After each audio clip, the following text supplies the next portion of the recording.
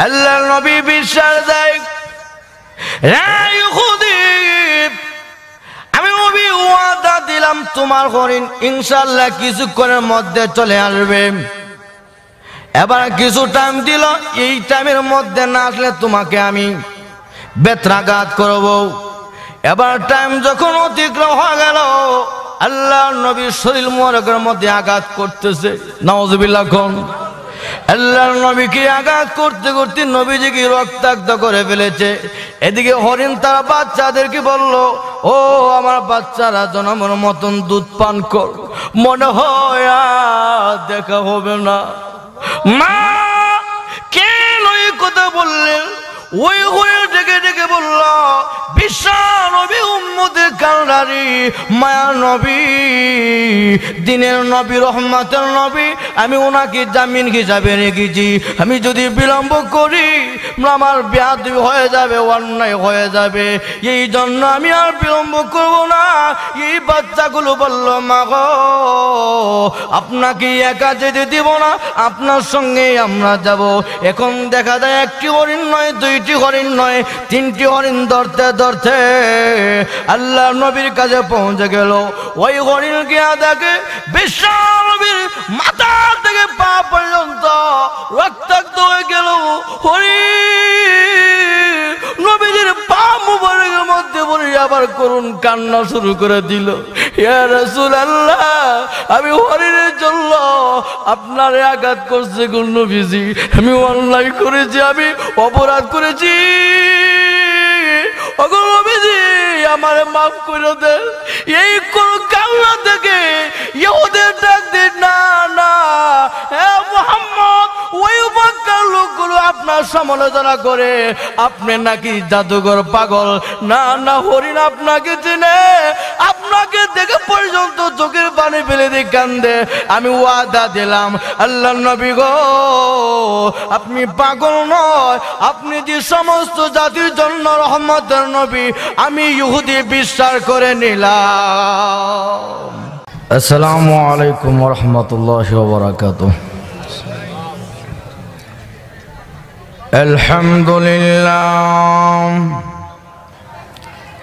আলহামদুলিল্লাহ নাহমাদুহু ওয়া নাস্তাঈনুহু ওয়া নাস্তাগফিরুহু ওয়া নু'মিনু বিহি ওয়া নাতাওয়াক্কালু আলাইহি ونعوذ بالله من شرور أنفسنا ومن سيئات أعمالنا من يهده الله فلا مضل له ومن يضلله فلا هادي له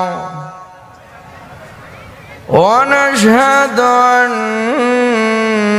سيدنا وسندنا وحبيبنا ومولانا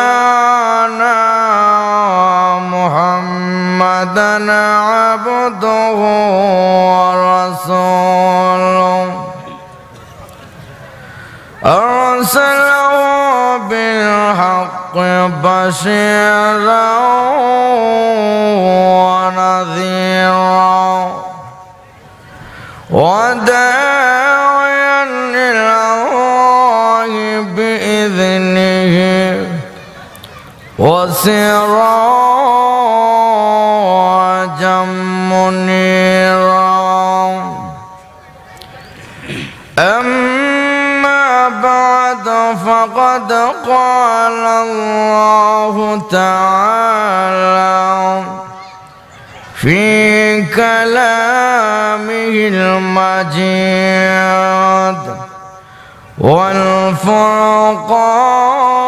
والفرقان الحميد. أعوذ بالله من الشيطان الرجيم. بسم الله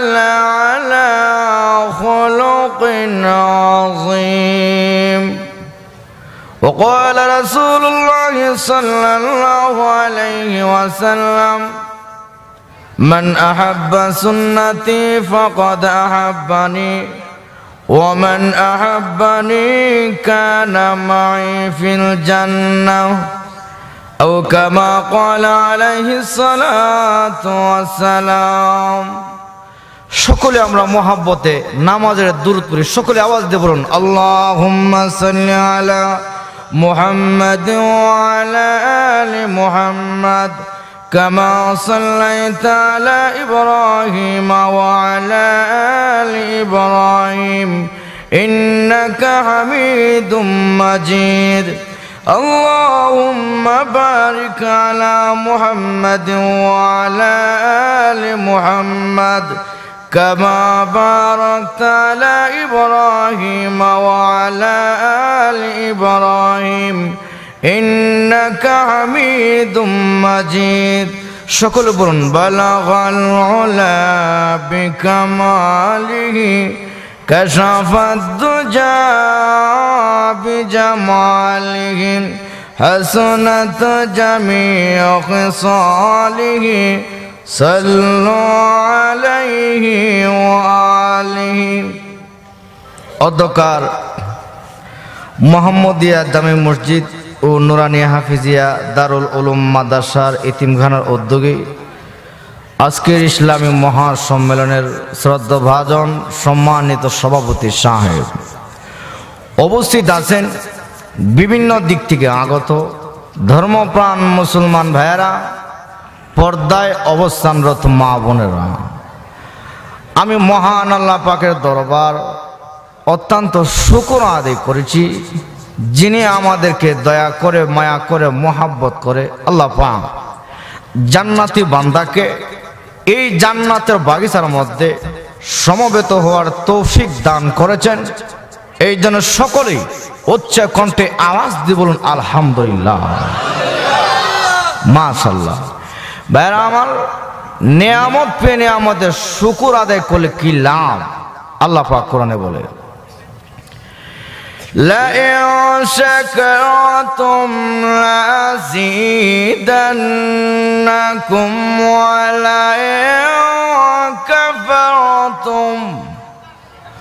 ولئن كفرتم إن عذابي لشديد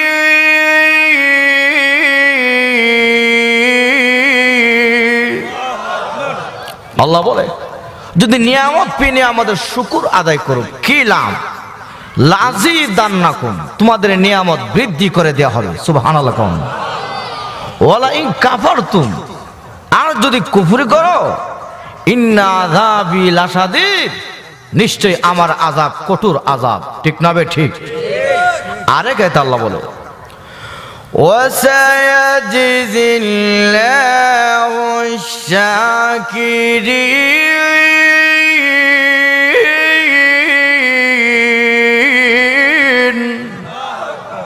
শুকরগুজার বান্দা যারা আমার নিয়ামত পেয়ে শুকরিয়া আদায় করবে আল্লাহ বলে এদের বিনিময় প্রতিদান দিয়ে থাকি সুবহানাল্লাহ আরেক আয়াতে আল্লাহ বলে ফাযকুরুনি আযকুরকুম ওয়াশকুরুলি ওয়ালা তাকফুরুন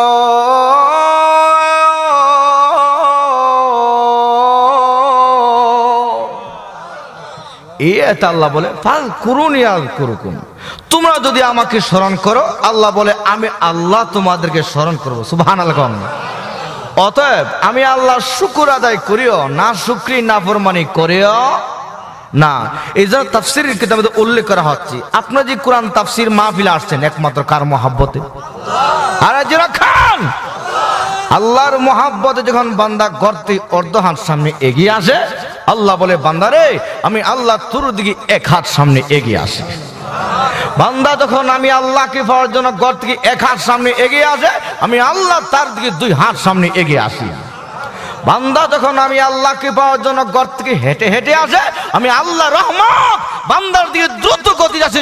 সুবহানাল্লাহ। আল্লাহ পাকের দয়া মায়া কম না বেশি? আর যেরকম বেশি যে কারণ আছে কি আছে না? কারণটা হলো আজকের মাহফিলকে নিয়ে আল্লাহ পাক গর্ব করতেছে। কি গর্ব? ফেরেশতাদেরকে নিয়ে আল্লাহ পাক এর চেয়ে শ্রেষ্ঠ মজলিসে, আমাদের চারো শ্রেষ্ঠ মজলিসে আল্লাহ পাক গর্ব করতেছে। সুবহানাল্লাহ। আরেক আল্লাহ বলে وَإِذْ قَالَ رَبُّكَ لِلْمَلَائِكَةِ إِنِّي جَاعِلٌ فِي الْأَرْضِ خَلِيفَةً قَالُوا أَتَجْعَلُ فِيهَا مَن يُفْسِدُ فِيهَا وَيَسْفِكُ الدِّمَاءَ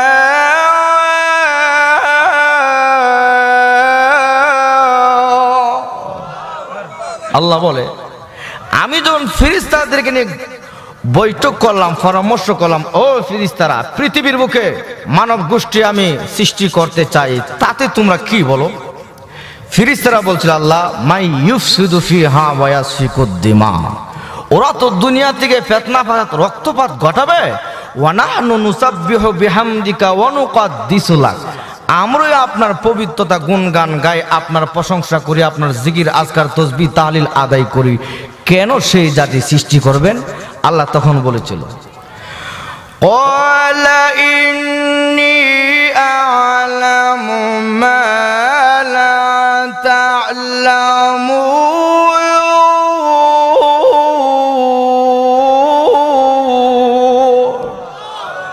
ও ফেরেশতারা, আমি আল্লাহ যা জানি তা তোমরা জানো না। ঠিক মহান আল্লাহ আজকে মাহফিলকে নিয়ে আল্লাহ রাব্বুল আমিন গর্ব করে সাক্ষী রাখে। ফেরেশতারা আজকে তাকা দেখো, আমার বাংলাগুলো আরামের বিচারা হারাম করে সেখানে সমবেত হয়েছে কোরআনের মহব্বতে। আমার বাংলাগুলো ইচ্ছা করলে পারতো গড়ে শুয়ে থাকতে, বাসার মধ্যে শুয়ে থাকতে, কিন্তু তা না করে আমি আল্লাহর মহব্বতে আমার বাংলাগুলো সমবেত হয়েছে। ফেরেশতারা তোরা তো আমার জান্নাত জাহান্নাম দেখে দেখে আমি আল্লাহরে ডাকো, আমি আল্লাহ গুণ কীর্তন গাও, কিন্তু আমার বাংলাগুলো আমি আল্লাহর জান্নাত জাহান্নাম না দেখে দেখে বসে আছে। সাক্ষী থাক, আমি আল্লাহ ঘোষণা করলাম আমার বান্দাদেরকে আমি আল্লাহ আজকে খালি হাতে ফেরত দেব না। তাহলে ভাইয়ের আমার, আজকের মাহফিলের দাম আল্লাহর কাছে কম না বেশি? আর খান বেশি। তাহলে ভাইয়ের আমার, আমি আপনাদের সামনে পবিত্র কোরআন থেকে 29 পারা একখানা আয়াত এবং রসুলের অনেক হাদিস থেকে একখানা হাদিস তেলাওয়াত করেছি। ওই কোরআন এবং হাদিসকে সামনে রেখে আল্লাহ পাক আমাকে তৌফিক দান করলে একটি বিষয় নিয়ে আলোচনা করব, ওমা তাওফিক ইল্লা বিল্লাহ। তো আসুন ভাইয়ের আমার, মহান আল্লাহ পাক এই পৃথিবীর বুকে 1 লক্ষ অথবা 2,24,000 নবী রাসূল পাঠিয়েছেন। যেরকম ঠিক না বেঠে?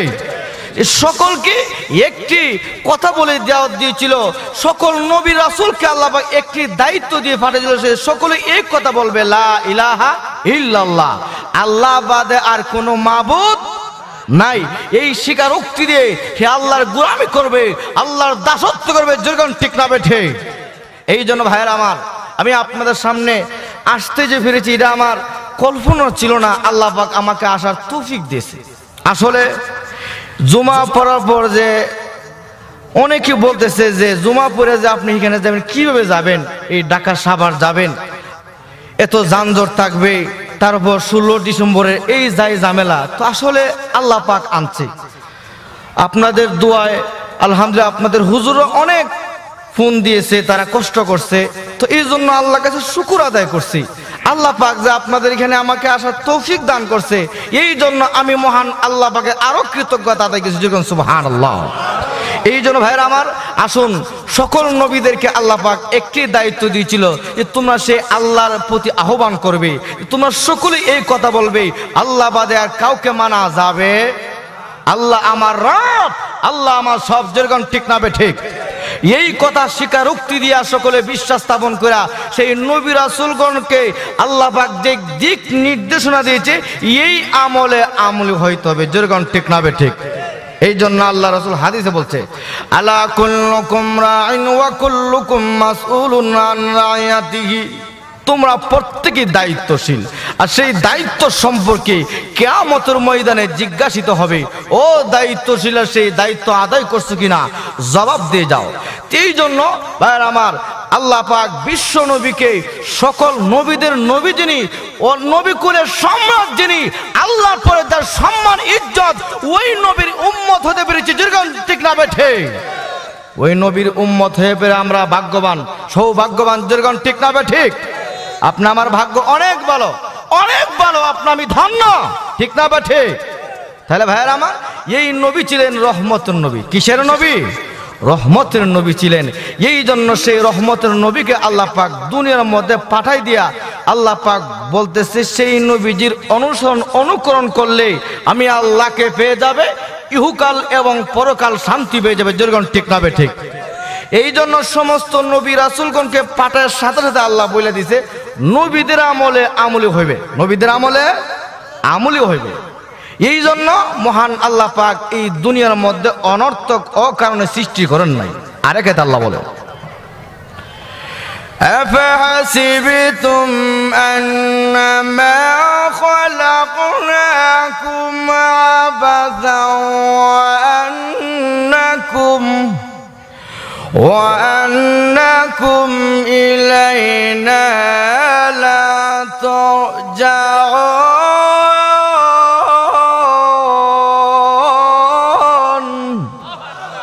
আল্লাহ বলে, তোমরা কি ভাবো, মনে করো অনর্থক? নিষ্প্রয়োজনে তোমাদেরকে সৃষ্টি করা হয়েছে, বৃথা সৃষ্টি করা হয় নাই। ঠিক না বে ঠিক? কেন? আরেক আয়াতে আল্লাহ বলে, وَمَا خَلَقْتُ الْجِنَّ وَالْإِنسَ إِلَّا لِيَعْبُدُونِ।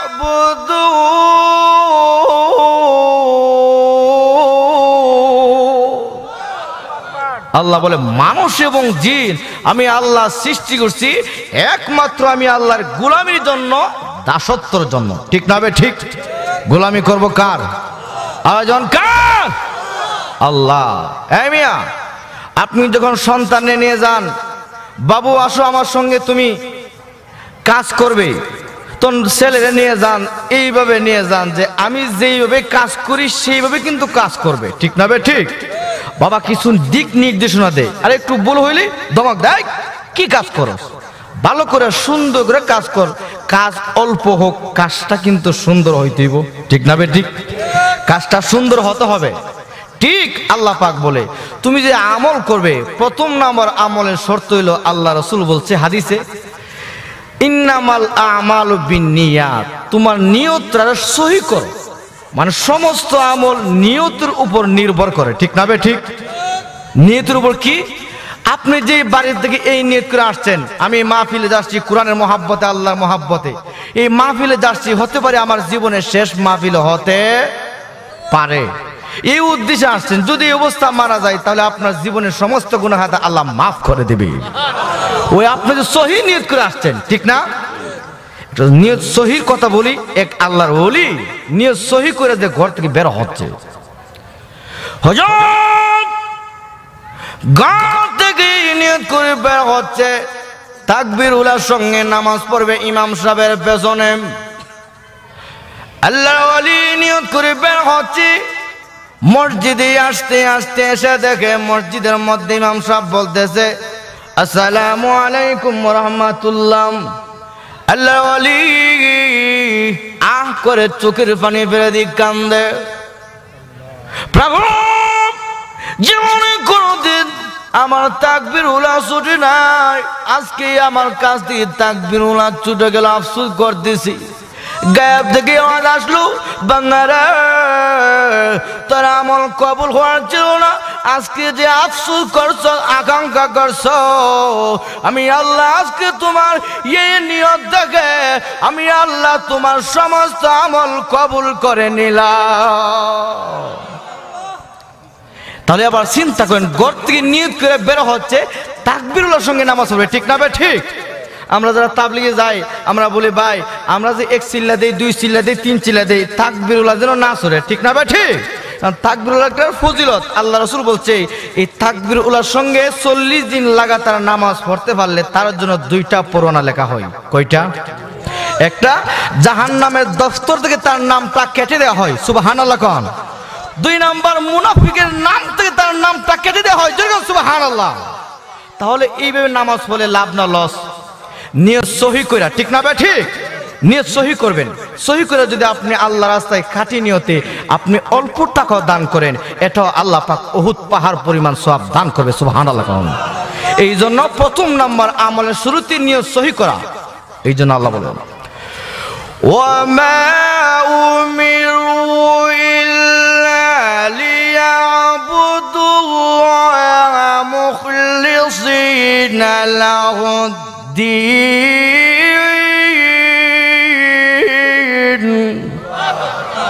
এই আয়াতে আল্লাহ বলে নিষ্ঠার সঙ্গে, ইখলাসের সঙ্গে। আরেক আয়াতে আল্লাহ বলছে আহসানু আমালা, আমলটা যেন সুন্দর হয়। কি হয়? সুন্দর। আপনি যদি কাজের লোক আনেন, বিল্ডিং এর কাজ করবেন, রং করবেন, মিস্ত্রিটা ভালো অভিজ্ঞতা আছে কিনা, ঠিক না? ভালো করে সে রংগুলো এরকম ডিজাইনগুলো সুন্দর করে করতে পারে কিনা, তার সেই অভিজ্ঞতা আছে কিনা, পুরান মিস্ত্রি কিনা, ভালো করে যাচাই বাছাই করেন। ও মানুষ, দুনিয়ার একটু সুন্দরের জন্য আপনি এত চেষ্টা, এত ফিকির, তাহলে যে ইহকাল পরকালের মধ্যে বসবাস করবো, ইহকাল পরকালের ফুজির জন্য আপনার আমি অবশ্যই চেষ্টা ফিকির করতে হবে, ঠিক না? ঠিক। তাহলে 2 নাম্বার আমলটা হইতে হবে নবীর তরিকা। কার তরিকা? নবীজির তরিকা ছাড়া আমল কবুল হবে না। আপনার টুপি ছাড়া নামাজ হবে, পাঞ্জাবি ছাড়া নামাজ হবে, গেঞ্জি ভরা শার্ট পরে নামাজ হবে, কিন্তু সুন্নত আদায় হবে না, ঠিক না? আদায় হয়ে যাবে কিন্তু কবুল হওয়ার সম্ভাবনা। নবীজির সাইন না থাকলে প্রত্যেকটা আমল কবুল হবে না। এই জন্য নবীজি উম্মতের কাছে কিছু হক ফাউন আছে, বলবো আরেকজন বলবো। নবীজি উম্মতের কাছে পাবে সুন্নত, আর উম্মত নবীজির কাছে পাবে শাফাআত। উম্মত নবীজির কাছে কি পাবে? শাফাআত। আমি আপনাকে জিজ্ঞাসা করি, আপনার কাছে কিছু আমি পাওনা আছে, আপনি যদি আমার পাওনা না দেন, আমি আপনার পাওনা দেব? আরেকজন দেব? ঠিক তদ্রুপ আমরা যদি দুনিয়াতে বিশ্ব নবীর সেই আদর্শ পালন না করি, রসুলের সেই সুন্নত পালন না করি, নবীজির হক আদায় না করি, ওই কিয়ামতের ময়দানে বিশ্ব নবীর সুপারিশ ছাড়া একটা লোক জান্নাতে যেতে পারবে না, ঠিক না? বেঠে রসুলের শাফাতে দরকার আছে কি আছে না? আয়োজন আছে কি আছে না? তাকায় দেখো, কিয়ামতের ময়দানে সকল নবীগণ নাফসি নাফসি বলবে। আদম নবী নাফসি নাফসি বলবে, নূহ আলাইহিস সালাম নাফসি নাফসি বলবে, ইব্রাহিম আলাইহিস সালাম নাফসি নাফসি বলবে, মূসা আলাইহিস সালাম নাফসি নাফসি বলবে, ঈসা আলাইহিস সালাম নাফসি নাফসি বলবে। সকল নবীগণ আল্লাহ আমাকে বাঁচাও, কিন্তু না, উম্মতের কান্ডারি রহমতের নবী কিয়ামতের ময়দানে ডাকবে, প্রভু গো আমার উম্মত গুনাহগার, আল্লাহ আমার উম্মতের আযাব দিয়েন না, প্রভু আমার উম্মতকে মাফ করে দেয়। এই অবস্থায় নবী সাজদা দিয়া করুণ কান্নাকাটি করবে। আমার আল্লাহ ডাক দেবে, বন্ধু আমার আপনি কাঁদবেন না, সকল নবীগণ আমি আল্লাহকে খুশি করে যায়, আর আমি আল্লাহ ওয়াদা দিয়েছিলাম সকল নবীগণ খুশি করেছে, আর আমি আল্লাহ স্বয়ং আপনাকে খুশি করব। জান আপনার উসিলা করে আমি আল্লাহ আপনার উম্মতকে মাফ করে দিব। তাহলে এবার চিন্তা করেন, সকল নবীগণ নিজের জন্য আল্লাহ আমাকে বাঁচাও আমাকে বাঁচাও, কিন্তু নবীজি বলবে আল্লাহ আমার উম্মত বাঁচাও, ঠিক না? বে ঠিক। তো ওই নবীজির অনুসরণ অনুকরণ করার দরকার আছে কি আছে না? আয়োজন আছে কি আছে না? এই জন্য আল্লাহ বলছে, ওয়া ইন্নাকা লাআলা খুলুকিন আযীম।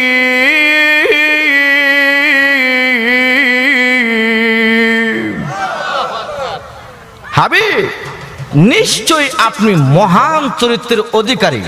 এই কথাটা কে বলছে? আরেকজন কে বলছে? আল্লাহ বলছে। আল্লাহ নিজে নবীজির গুণগান গা। সুবহানাল্লাহ।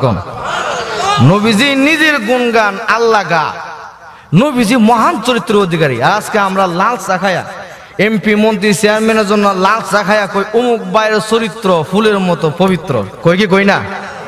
আসলে একমাত্র ফুলের মতো পবিত্র বিশ্ব নবীর যুগন, ঠিক না বেঠে? এই মিয়া, আপনি আমার মধ্যে ভুল থাকতে পারে, ঠিক না? কিন্তু খোদার কসম বিশ্ব নবীর মধ্যে কোনো ভুল নাই। ভুল আছে? এই মিয়া, গুনাহ আছে নাই? এই নবীজির গুণগান কে গা? একজন কে? আল্লাহ। নবীজির গুণগান আল্লাহ গা। হাবিব, আপনি মহান চরিত্রের অধিকারী। আর এই চরিত্র তিন প্রকার। কয় প্রকার? একটা হাসান, আরেকটা হইল আহসান, আর একটা খুলুকে আজিম। হাসান বলা হয় এক ব্যক্তি আপনাকে গালি দিল, আপনি পাল্টা গালি দিলেন সমান সমান। আরেক ব্যক্তি আপনাকে গালি দিল কিন্তু গালির উত্তর দেন নাই, চুপ, এটাকে বলা হয় আহসান, উত্তম চরিত্র। আর খুলুকে আজিম বলা হয় এক ব্যক্তি আপনাকে গালি দিল, পাল্টা এমন মধুর ব্যবহার করেছেন যে মধুর ব্যবহারের কারণে খারাপ লোকের খারাপ চরিত্র ভালো হয়ে যায়। ওই চরিত্র একমাত্র নবীজির মধ্যে ছিল। সুবহানাল্লাহ। নবীজির মধ্যে কেমন ছিল দেখেন। হযরত বিশ্ব নবী এমন মহান চরিত্রের অধিকারী ছিল। আল্লাহ নবী বিশ্ব নবীর কাছে হাসান হোসেন যায়, নানা গো, আমরা দুই ভাই পেটে খোদাই আমরা কষ্ট করতেছি, আপনার কি মায়া লাগে না? আল্লাহ নবী ডাক দিয়ে হাসান হোসেন রে, খানা খেতে আসছ, আয় আমি নবী দেখি তোদের জন্য খানার ব্যবস্থা করতে পারি কিনা। আল্লাহ নবী বলে, আমার কাছে তো টাকা নাই, ঠিক আছে আমি ব্যবস্থা করি। ইহুদির বাড়িতে গেল, ইহুদি রে, তোর বাড়িতে কোনো কাজকর্ম আছে, তার বিনিময়ে আমাকে কিছু দিবে। ইহুদি ডাকে ডেকে বলল, হ্যাঁ মুহাম্মদ, আপনি কি কুয়া থেকে পানি উঠাতে পারেন? আল্লাহ নবী বলল, হ্যাঁ আমি পানি বালতির মধ্যে রশি লাগাইয়া কুয়া থেকে পানি উঠাচ্ছে, উঠাতে উঠাতে হঠাৎ করে রশি চিরে বালতিটা নিচে চলে গেল। এই দৃশ্য দেখে ইহুদি বিশ্ব নবীর গানের মধ্যেই আঘাত করেছে, তারপর মেরেছে। নাউজুবিল্লাহ। আল্লাহ নবীর চেহারা মুবারক লাল হয়ে গেছে। আল্লাহ নবী ডাক দি, ইহুদিরা, আমাকে যে তারপর দিছ, তুমি কি তোমার হাতে ব্যথা পাইছো? সুবহানাল্লাহ। এই কথা বলে হুজুর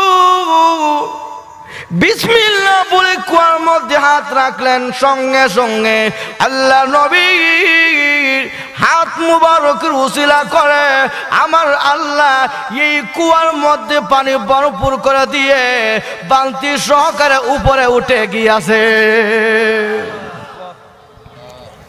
ইহুদি এই অবস্থা দেখে নবীজির অলৌকিক ঘটনা দেখে ডেকে ডেকে বললাম, না,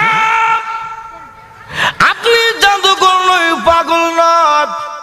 হ্যাঁ মুহাম্মদ, এই মক্কার লোকেরা আপনার সমালোচনা করে, আপনার বদনাম করে। ওগো নবীজি, আপনি যে আল্লাহর নবী, আপনি যে আল্লাহ পয়গম্বর, তার মধ্যে কোনো সন্দেহ নেই। এই মুহূর্তে গো আমাকে কালেমা পড়াইয়া মুসলমান বানাইয়া নে। ওই ইহুদি বিশ্ব নবীর মহান চরিত্রের দিকে তাকাইয়া কালেমা পড়ে মুসলমান হইতে বাধ্য হলে যেরকম সুবহানাল্লাহ। এটাকে বলা হয় মহান চরিত্র। কি চরিত্র? মহান চরিত্র, ফুলের মতো পবিত্র, ঠিক না? ঠিক। ফুলের মতো পবিত্র একমাত্র নবীজির আদর্শের মধ্যে। তার চরিত্রের দিকে তাকাইয়া বেঈমান কাফেররা বুঝতে পারলো যে উনি যে মহান, কেমন মহান। আল্লাহর আজিম শব্দ, আল্লাহর একখানা গুণবাচক নাম বিশ্ব নবীর শানে আমার আল্লাহ ব্যবহার করছে। সুবহানাল্লাহ। এই জন্য আল্লাহ বলে, ওয়া ইন্নাকা লাআলা খুলুকিন আযীম।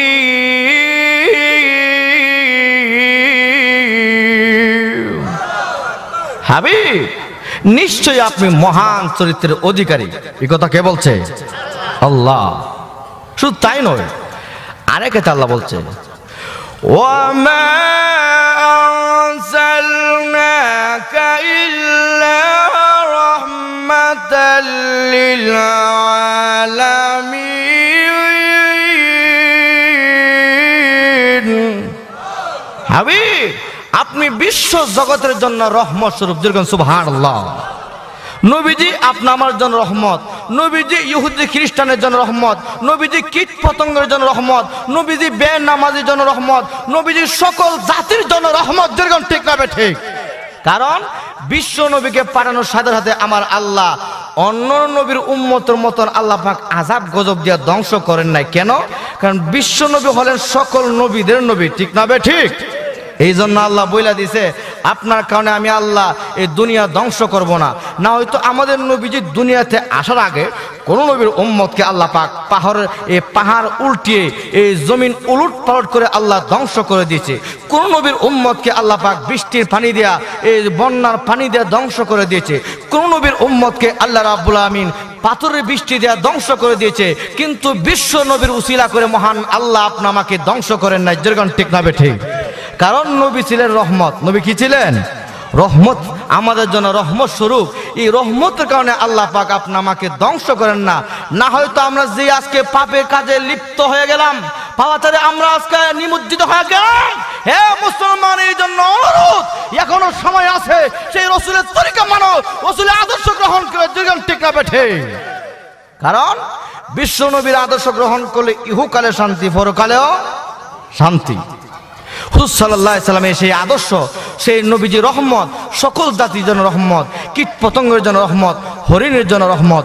আল্লাহর নবী হরিণের জন্য রহমত। দেখেন হুজুর সাল্লাল্লাহু আলাইহি সাল্লাম এই অবস্থা মক্কার এক অলিতে গলিতে যেতে যেতে পাহাড়ে গিয়া দেখে একটা হরিণ এক ইহুদি বেঁধে ফেলছে। হরিণ চিৎকার দিয়ে আল্লাহর নবীর কাছে লুটে বলল, ইয়া রাসূলুল্লাহ, ইয়া হাবিবাল্লাহ। তখন নবীজি, আপনি শুধু মানুষের নবী না, আপনি আমাদের হরিণের নবী। সুবহানাল্লাহ। আল্লাহর নবী গো, হরিণ আমাকে, আমি হরিণকে বেঁধে ফেলেছি ইহুদি। ইয়া রাসূলুল্লাহ, ইয়া হাবিবাল্লাহ, হুজুর আমার দুইটা বাচ্চা মনে হয় দুধ না খেতে খেতে তারা এখন মারা যাবে। ওগো নবীজি, সন্ধ্যা হয়ে গেছে, আপনি যদি আমার জন্য জামিন হয়ে একটু অপেক্ষা করেন, আমি হরিণ আমার বাচ্চাদেরকে দুধ পান করাইয়া আমি হরিণ চলে আসবো, বিলম্ব করব না। এই কথা বলে আল্লাহ নবী দাঁড়িয়ে গেলেন, হরিণ ছেড়ে দিল। হরিণ ছেড়ে দেওয়ার পর কিছুক্ষণ পরে ইহুদি এসে দেখে হরিণ নেই। এই মোহাম্মদ, হরিণ কোথায়? তোমার হরিণ ছেড়ে দিলাম। আরে হরিণ ছেড়ে দিলা? কই ইনশাআল্লাহ তোমার হরিণ কিছুক্ষণের মধ্যে চলে আসবে। সুবহানাল্লাহ। কোন ইহুদি তো আশ্চর্য হয়ে গেল, আরে মোহাম্মদ, জঙ্গলে হরিণ চলে গেলে কি আর ফেরত আসে? আল্লাহর নবী বিশ্বাস দেয়, ইহুদি, আমি নবী ওয়াদা দিলাম তোমার হরিণ ইনশাআল্লাহ কিছুক্ষণের মধ্যে চলে আসবে। এবার কিছু টাইম দিল, এই টাইমের মধ্যে না আসলে তোমাকে আমি বেত্রাঘাত করব। এবার টাইম যখন অতিক্রম হয়ে গেল, আল্লাহর নবীর শরীর মোবারকের মধ্যে আঘাত করতেছে। নাউযুবিল্লাহ। কোন আল্লাহর নবীকে আঘাত করতে করতে নবীজিকে রক্তাক্ত করে ফেলেছে। এদিকে হরিণ তার বাচ্চাদেরকে বলল, ও আমার বাচ্চারা জনমের মতন দুধ পান কর, মনে হয় আর দেখা হবে না। মা কেন এই কথা বললেন? ওই হয়ে ডেকে ডেকে বলল, বিশাল নবী, উম্মতের কান্ডারি, মায়া নবী, দিনের নবী, রহমতের নবী, আমি ওনাকে জামিন হিসাবে রেখেছি। আমি যদি বিলম্ব করি আমার বেয়াদবি হয়ে যাবে, অন্যায় হয়ে যাবে। এই জন্য আমি আর বিলম্ব করব না। এই বাচ্চাগুলো বলল, মা গো, আপনাকে একা যেতে দিব না, আপনার সঙ্গে আমরা যাব। এখন দেখা যায় একটি হরিণ নয়, দুইটি হরিণ নয়, তিনটি হরিণ ধরতে ধরতে আল্লাহ নবীর কাছে পৌঁছে গেল।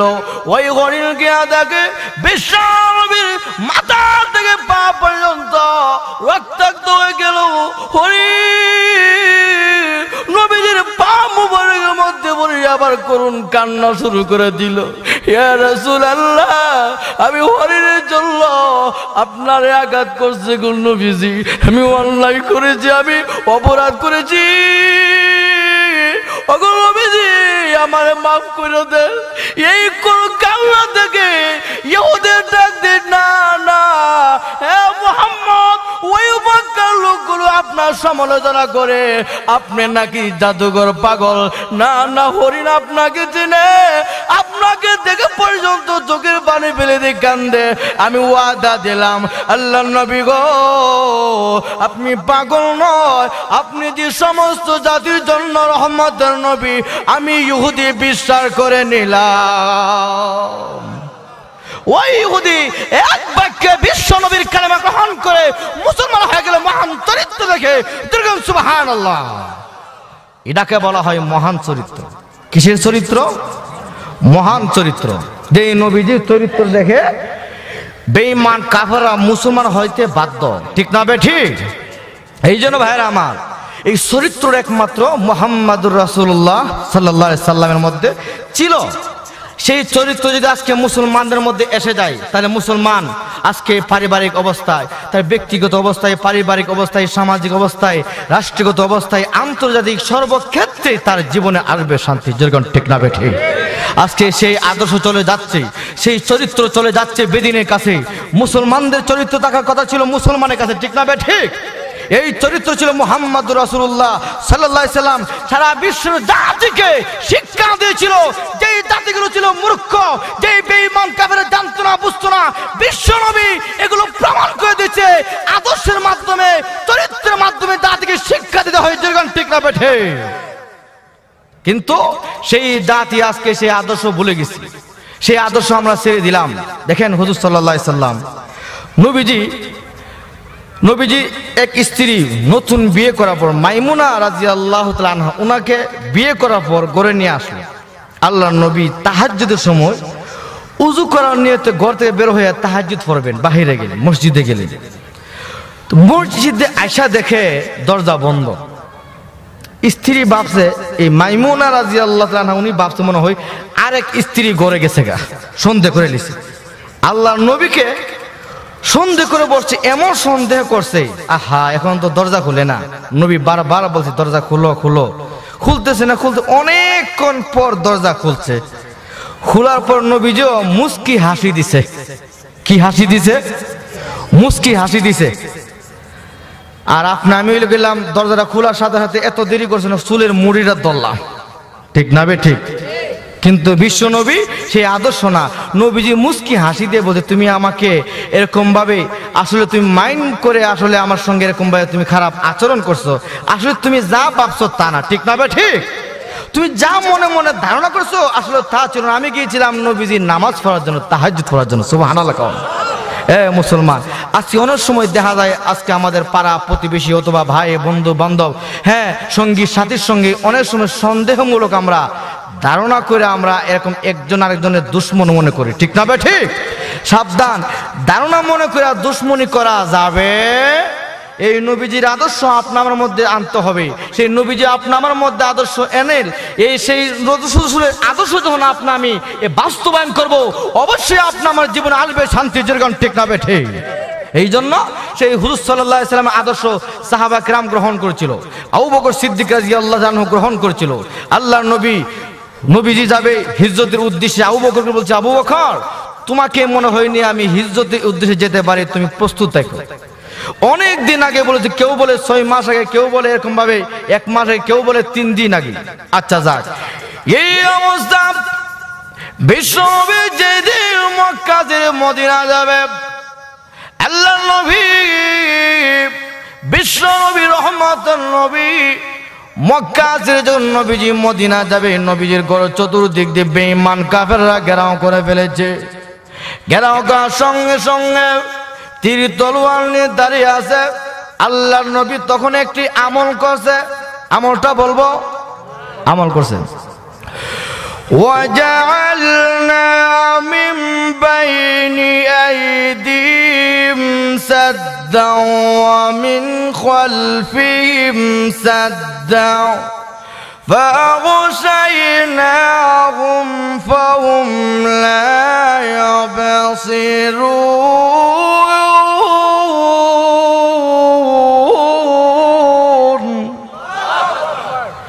এই আয়াত পরে এক মুষ্টি মাটি কাফেরদের দিকে নিক্ষেপ করলো।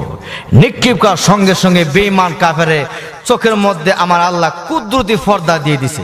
সুবহানাল্লাহ। এখন নবীজিরে দেখে না, নবীজিরে দেখে না। এই পর্দা কে দিছে? আয়োজন কে দিছে? আর নবীজির স্বয়ং জিম্মাদার সাহায্যকারী কে? আয়োজন কে? আল্লাহ। এই সাহায্য নবীজির সাহায্য স্বয়ং আল্লাহ গ্রহণ করেছে। এখন নবী তাদের সামনে দিয়ে বের হয়ে যায়, দেখে না। হুজুর আবু বকরকে ডাক দিল, আবু বকর চলো তোমাকে নিয়ে মদিনা যাব। আবু বকর সিদ্দিক বলল, লাব্বাইক ইয়া রাসূলুল্লাহ, লাব্বাইক ইয়া রাসূলুল্লাহ। আল্লাহর নবী ডাক দি, আবু বকর আমি নবীজি তোমাকে নিয়ে হিজরত করার উদ্দেশ্যে এই গভীর রাতে আসবো, কেমন করে জানলে? আবু বকর সিদ্দিক জবাব দিয়ে, রাসূলুল্লাহ ইয়া হাবিবাল্লাহ, ওগো নবীজি আমি আবু বকর কি যেই দিন বলেছিলেন আপনি আমাকে নিয়ে হিজরত করবেন, ইয়া রাসূলুল্লাহ আমি আবু বকর ওয়াদা দিলাম বিশ্ব নবী যতক্ষণ পর্যন্ত আমাকে নিয়ে হিজরত না করবে আমি আবু বকর মক্কার মধ্যে ঘুমাতে যাব না। ওগো নবীজি আমি আবু বকরের চৌকারের সামনে দাঁড়ায়া থাকি, কানটা লাগে কোন দিন যেন বিশ্ব নবী রহমত নবী আমাকে আহ্বান করে, আমি যদি ঘুমিয়ে যাই আমার বেয়াদবি হয়ে যাবে। ইয়া রাসূলুল্লাহ আমি ঘুমাই না, আপনার জন্য অপেক্ষা থাকি। সুবহানাল্লাহ। কোন আল্লাহ নবী খুঁজে হইল, আবু বকর তাই নাকি? এমন আকর্ষণ ভালোবাসা আমি নবীর প্রতি, আয় আবু বকর আমি নবী তোর জন্য তো দিলা, আমি নবী তোর প্রতি রাজি খুশি হয়ে গেলাম। আল্লাহ নবী আবু বকর সিদ্দিককে নিয়ে যেতে যেতে খানা কাবা দিয়ে যাচ্ছি, মদিনার দিকে রওয়ানাম। আল্লাহ নবী মদিনার দিকে যাবে, একবার খানা কাবার দিকে তাকায়, আর একটু যায় মদিনার দিকে, আরেক কদম আবার মক্কার দিকে তাকায়। নবীজির তাকানো দেখে দেখে আল্লাহ রাব্বুল আমিন জিবরাইল পাঠাইলো। আল্লাহ তো ভালো করে জানে, তারপরও জিবরাইল পাঠাইলো, কারণ বন্ধুর দুঃখ কষ্টটা আমার আল্লাহ সহ্য করতে পারে না, ঠিক না বেঠিক? জিবরাইল আমার বন্ধুর কাছে যা, আমার বন্ধুর মনে কিসের ব্যথা কিসের দুঃখ, রে জিবরাইল যা বন্ধুর কানে কানে গিয়া বল, বন্ধুর কিসের দুঃখ কিসের ব্যথা, আমার বন্ধু কেন জানে বারবার খানা কাবা দিয়ে তাকাচ্ছে। জিবরাইল কানে কানে বলল, ওগো নবীজি আপনি দিয়ে বারবার খানা কাবার দিয়ে তাকান, আবার মদিনার দিয়ে যান। আল্লাহর নবী ডাক দি, জিবরাইল রে আমি আমার নিজের জন্য কাল দিলা, আমি আমার ছেলে মেয়ের জন্য কাল দিলা, রে জিবরাইল আমি নবী কাল দি, এই খানা কাবার মধ্যে আমার আব্বার জন্মভূমি, আমি নবীর জন্মভূমি, এই খানা কাবা মক্কার মধ্যে অবস্থানরত। জিবরাইল রে আমি নবী আজকে চলে যাচ্ছি, আমি নবীর মনে বড় দুঃখ ব্যথা। আল্লাহ রাব্বুল আমিন জানাই দিল, জিবরাইল আমার বন্ধুকে গিয়া বল, বন্ধু যেন না কান্দে। আমি আল্লাহ ঘোষণা করলাম অল্প কিছু দিনের মধ্যে এই মক্কার রাজত্ব আমার বন্ধুর হাতে আমি আল্লাহ পৌঁছায়া দিব। এই সুসংবাদ কে দিছে? আর আল্লাহ দিয়েছে এই সুসংবাদ পেয়া এবার নবী একটু সান্ত্বনা পেয়ে এবার নবী যাচ্ছি মক্কাতে কয়েক কিলো সেই সোর গুহায়, ওখানে নবীজি আশ্রয় নিলেন।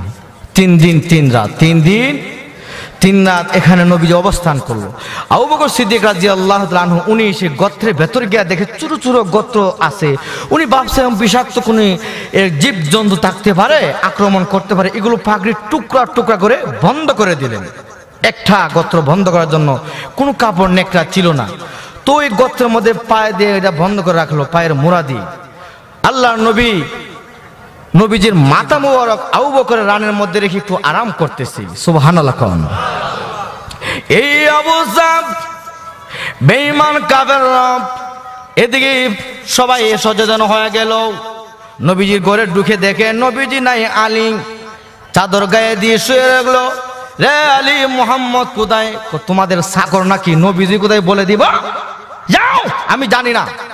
এই ধমক দেওয়ার পর সবাই আতঙ্কিত হয়ে গেল, মুহাম্মদ গেল কোথায়, গেল কোথায়? আবু জাহেল উতবা সাহেবা ঘোষণা করলো, মুহাম্মদকে যে ধরে দিতে পারবে 100 উট পুরস্কার। নাউজুবিল্লাহ কোন।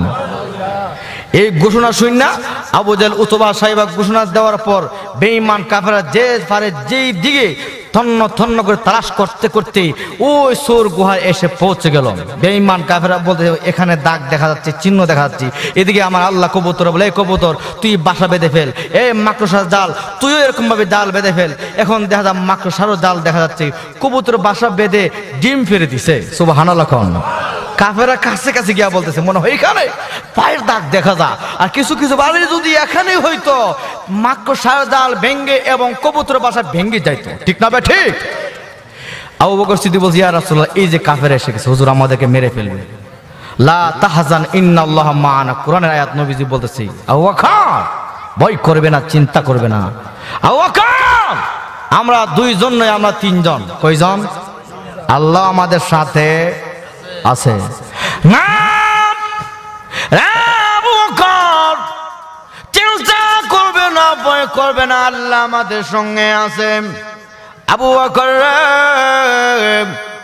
আল্লাহ আমার রব, আল্লাহ আমার সব। ঠিক না বেঠিক? চিন্তা করবে না, মন ঘাবড়াইবে না রে আবু বকর।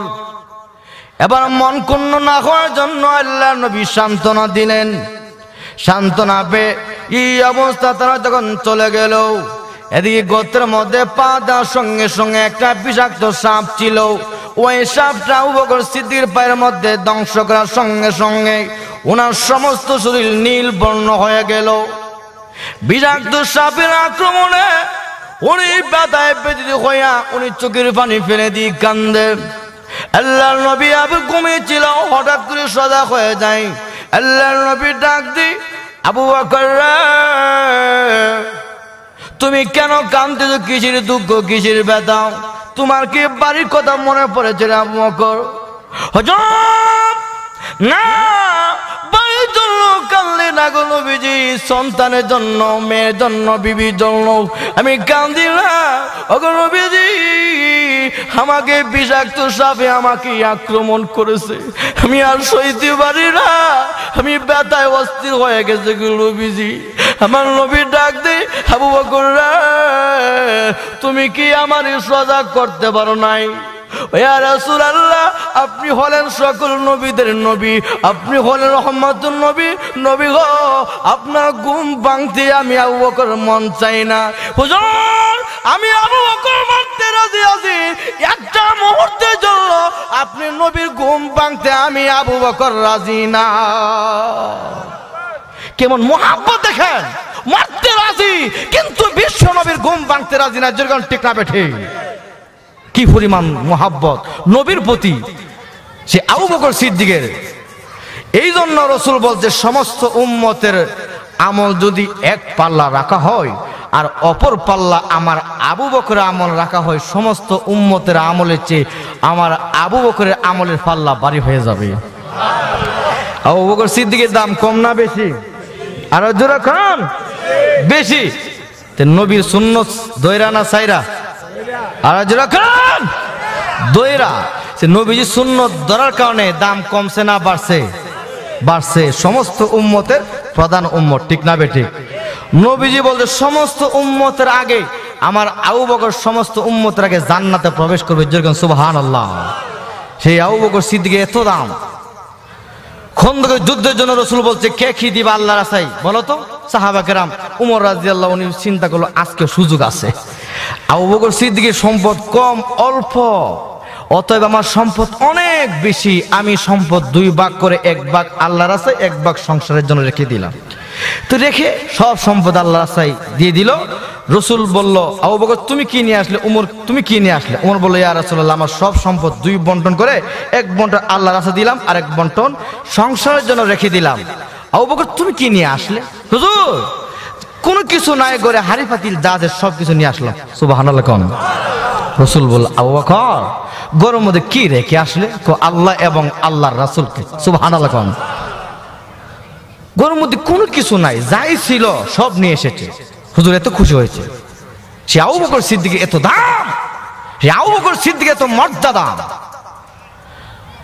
শেষ পর্যন্ত সালার সুট পরিধান করেছে, গায়ের মধ্যে ভালো জুব্বা নাই, ভালো পাঞ্জাবি নাই, ভালো কাপড় পরে যে মসজিদে গিয়ে নামাজ পড়বে এই কাপড়টা পর্যন্ত নেই। আবু বকর সিদ্দিক সালার সুট পরিধান করে নামাজে যাবে, বিলম্ব হয়ে যাচ্ছে, চেরাই করতেছে, কয়েক রাকাত নামাজ ছুটে গেল। এদিকে আল্লাহ রাব্বুল আলামিন জিবরাইল পাঠাইলো, জিবরাইল রে আমার বন্ধুর কাছে সালার সুট পরিধান করে যাও। জিবরাইল আলাইহিস সালাতু সালাম সালার সুট পরিধান করে নবীজির কাছে এসেছে। আল্লাহর নবী ডাক দি, জিবরাইল রে জীবনে সালার সুট পরিধান করতে দেখি নাই, আজকে এমন অবস্থা কেন? হুজুর মহান আল্লাহ সাত আসমানের মধ্যে ঘোষণা করেছে, ও ফেরেশতারা আমার আবু বকর সম্মান রক্ষার্থে আজকে তোমরা সকলে সালার সুট পরিধান করে আনাও। ইয়া রাসূলুল্লাহ আপনার আবু বকর সিদ্দিক প্রিয় সাহাবী আজকে সালার সুট পরিধান করে নামাজ পড়েছে। ওগো নবীজি আমার মহান আল্লাহ সেই আবু বকরকে আমলে পছন্দ কইরা আমার আল্লাহ সমস্ত ফেরেশতাদেরকে আমি জিবরাইলকে সহকারে আমার আল্লাহ সালার সুট পরিধান করাই দিয়েছে। তাহলে ভাইরা আমার সেই আবু বকর সিদ্দিকের দাম কম না বেশি? বেশি। এই জন্য কেন বেশি? সেই নবীজির জন্য অনেক অনেক নবীজির জন্য মনে প্রাণে ভালোবেসেছি, জীবনটা উজাড় করে দিয়েছি। যেরকম ঠিক না বেঠি? ও আমার ভাইয়েরা, ও আমার মা বোনেরা, আজকে যদি সেই নবীজির দুনিয়াতে নাই, আজকে যদি সেই নবীজির আদর্শ গ্রহণ করি, নবীজির সুন্নত ধরি, তাহলে আপনা আমার দাম কমবে না বাড়বে? আয়োজন কমবে না বাড়বে? বাড়বে। এই জন্য নবীজি আমাদের কাছে পাওনা সুন্নত, আমরা রসুলের কাছে পাওনা শাফাত। যেরকম ঠিক না বেঠি? এই জন্য সুন্নত জানতে হবে। সুন্নত দুই প্রকার। সুন্নত কয় প্রকার? দুই প্রকার। একটা সুন্নতে মুআক্কাদা আর একটা সুন্নতে গায়রে মুআক্কাদা।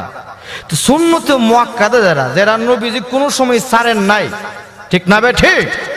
যেরকম ফজর নামাজের আগে আমরা 2 রাকাত সুন্নত মুআক্কাদা পড়িনি, এই সুন্নত মুআক্কাদা ছাড়া যাবে না। আবার জোহরের ফরজের আগে 4 রাকাত সুন্নত মুআক্কাদা পড়িনি, জোহরের ফরজ হয়ে 2 রাকাত সুন্নত মুআক্কাদা পড়িনি, এই সুন্নত মুআক্কাদা ছাড়া যাবে না। আসর আগে 4 রাকাত সুন্নত, এই সুন্নতে গায়রে মুআক্কাদা পড়বেন, পড়লে সওয়াব। আচ্ছা, মাগরিবের ফরজ হইরা 2 রাকাত সুন্নত মুআক্কাদা পড়িনি, এই সমস্ত সুন্নত মুআক্কাদা ছাড়া যাবে। আবার এশার নামাজের পর 2 রাকাত সুন্নত মুআক্কাদা আসেনি, এই সমস্ত সুন্নত মুআক্কাদা ছাড়া যাবে না। ছাড়লে ওই রসুলের শাফাত পাওয়া যাবে না। হ্যাঁ, কোনো বিশেষ কোনো কারণ যদি হয় ছাড়া যায়, কিন্তু বিনা কারণে ছাড়া যাবে না। আরেকটা সুন্নত, দাড়ি রাখন সুন্নত। দাড়ি রাখন কি? সুন্নত। তার হুকুম হইল ওয়াজিব। হুকুম কি? ওয়াজিব। এই দাড়ির মধ্যে খুর লাগাইলে রসুল বলতে সেজন্য আমার কলিজায় খুর লাগাইছি। নাউজুবিল্লাহ কম। এই যুবক, তোমার কাছে অনুরোধ, আজকে যুবকরা দাড়ি নিয়ে খেল তামসা করে, অনেক মা বোনেরা দাড়ি নিয়ে খেল তামসা করে, উপহাস করে, ঠাট্টা করে, মস্কারি করে। এ যুবক, হে মা, তোমাদের কাছে অনুরোধ, তুমি যদি রসুলের উম্মত হয়ে থাকতে চাও, তুমি যদি রসুলের শাহাদাত পাইতে চাও, তুমি যদি রসুলের জান্নাতে যাইতে চাও, তাহলে বিশ্বনবীর সুন্নত নিয়ে চলতে হবে। যেরকম ঠিক না বটে? অনেক মহিলারা বলে, স্বামী যখন দাড়ি রাখে, এই জঙ্গল মঙ্গল কেন রাখছো? নাউজুবিল্লাহ কম। এই দাঁড়িয়ে জঙ্গল রাখে এক মহিলা। অনেক সময় দেখা যায় অনেকে তাবলিগে গিয়া দিন যখন বুঝে আসে, কথা আছে না, যে যারে চিনে সে তারে কিনে, ঠিক না? আসলে দিন যখন বুঝে আসলো, এই যুবক তাবলিগে দাড়ি রাখছে, স্ত্রী বাড়িতে আসার বলতেছে, দাড়ির মধ্যে ফুল না লাগাইয়া বাড়িতে আসতে পারবা না। নাউজুবিল্লাহ কম। না, হ্যাঁ মা বোনেরা, আপনি যদি রসুলের উম্মত হয়ে থাকতে চান, মা গো, আপনার কাছে অনুরোধ, এই দুনিয়া হলো কিছুদিনই জিন্দিগি পায়াম। আপনি সালমান শাহ তালাশ করেন, নায়ক তালাশ করেন, মাগো স্মার্ট তালাশ করেন, এই দুনিয়া স্মার্টের জিন্দিগি নয়। আপনার স্বামী যখন সুন্নতে রঙে রঙিন হয়ে যাবে, নবীজির আমলে আমল হয়ে যাবে, দুনিয়াতে হবে শান্তি, পরকালে হবে শান্তি। কিয়ামতের মাঠে আল্লাহ রাসূল আপনার স্বামীকে চিনবে। মা আয়েশা ডাক দে, ওগো নবীজি, কিয়ামতের মাঠে আপনার উম্মতের পরিচয় কি, আলামত কি? আল্লাহর নবী ডাক দে, আয়েশা রে, আমার উম্মত যদি দুনিয়াতে সুন্নত মানে, আমার উম্মত যদি দুনিয়াতে 5 ওয়াক্ত নামাজ পড়ে, উযু করে, তার প্রত্যেক অঙ্গ প্রত্যঙ্গের মধ্যে নূর চমকাবে। কিয়ামতের ময়দানে বিশ্ব নবী আমি চিনে চিনে দেখব আমার উম্মত গুলো কপাল চানওয়ালা নূর চমকাচ্ছে চেহারার মধ্যে। আমি নবী দেখে দেখে চিনে চিনে আমার উম্মতকে নিয়ে আমি নবী জান্নাতে পৌঁছিয়া যাব। তাহলে উম্মতের সিনার আলামত হচ্ছে সুন্নত, ঠিক না বে ঠিক? এখন এই সুন্নত বাদ দিলে লাভ না লস? আর একজন লাভ না লস? ভাইরা আমার, ও আমার মা বোনেরা, তাহলে যখন বিপদে পড়ে তখন সুন্নতের কদর বোঝে। যখন স্বামী গাঁজা খায়, হিরোইন খায়, নেশা করে, হ্যাঁ, তখন স্বামী স্ত্রী কিলাকিলি মুড়ামুড়ি করে, তখন বুঝে হুজুর আমার স্বামীরে একটু বুঝাইয়া সুজাইয়া নি তাবলীগে নেওয়া যায়, ঠিক না বে ঠিক? তখন বুঝে নামাজের কি লাভ, নামাজের কি ফজিলত, ঠিক না বে ঠিক? যুবক ভাইয়েরা, মা বোনেরা, তুমি তোমার স্বামীরে উৎসাহিত করো দিনের প্রতি, তুমি সেই দিনের জন্য তাকে অবহেলা অলসতা করো, তাহলে তুমি কিন্তু কিয়ামতের ময়দানে দায়ী হইতে হবে। আল্লাহর কসম, বিশ্ব নবীর এই সুন্নতের সঙ্গে ঠাট্টা মস্কারি করলে তুমি কিয়ামতের ময়দানে আল্লাহর কাজ করে জবাবদিহি করতে হবে, ঠিক না বেঠে? আজকে বেদিনে আদর্শ আপনার মধ্যে চলে আসছে। আজকে মহিলা, আজকে দাড়ি ভালো ভাই না, আজকে নামাজি লোক ভালো ভাই না, ঘৃণা করে ঠাট্টা করে মস্কারি করি। আফসোস, যার কারণে আজকে বেদিন না, আমাকে নিয়ে আমল নিয়ে আজকে বেদিন না, আপনার আমার প্রতি আজকে হামলা মামলা, বিভিন্ন ধরনের মুসলমান নির্যাতিত নিপীড়িত, যেরকম ঠিক না বেঠে? এই জন্য এখনো সময় আছে। আগেকার যুবকরা সাহাবা কেরাম রাদিয়াল্লাহু আজমাইন দুনিয়ার সকল কিছুর চেয়ে আল্লাহর নবীকে প্রাধান্য দিতেন। যেরকম মারহাবা, কি প্রাধান্য! আল্লাহর নবী পত্র দিল, এক যুদ্ধে যেতে হবে, হুযায়ফার কাছে পত্র লিখেছে, আগামীকাল হুনায়নের যুদ্ধের মধ্যে তুমি প্রথম সেনাপতি, প্রথম আমির যেতে হবে। ওই পত্র বা সঙ্গে সঙ্গে আল্লাহ নবী সাহাবী হুযায়ফা রাদিয়াল্লাহু তাআলা নাম, উনি যখন পত্র পাইলেন চুমা দিলেন, গানও লাগাইলেন, চোখও লাগাইলেন। হুযায়ফা রাদিয়াল্লাহু তাআলা আনহু এই অবস্থা বিয়ের মজলিসের মধ্যে শুধু ইজাব কবুল করেছে। ইজাব কবুল করার সঙ্গে সঙ্গে হুযায়ফা রাদিয়াল্লাহু তাআলা মজলিস থেকে উঠে যায়। মজলিসের লোকেরা ডেকে ডেকে বলল, হুযায়ফা রে, তুমি কোথায় চলে যাচ্ছ? আমি চলে যাচ্ছি, বিশ্ব নবী, মায়ার নবী, রহমতের নবী আমাকে পত্র দিয়েছে, আমি আর বিলম্ব করতে পারি না। রে হুযায়ফা, নবীর সুন্নত হিসাবে বিবিকে দেখে যাও, স্ত্রীর দেখে যাও না, বিশ্ব নবীকে উনার সঙ্গে আমার বেয়াদবি হয়ে যাবে, অন্যায় হয়ে যাবে। আমি যদি বিলম্ব করি আর নবী যদি বিরক্ত হয়ে যায়, আমি হুযায়ফার জীবন ধ্বংস হয়ে যাব। আমি আর বিলম্ব করব না, আবার গুড়ার মধ্যে সারা হইয়া অস্ত্রে সজ্জিত হয়ে আবার জিহাদের ময়দানে রওনা।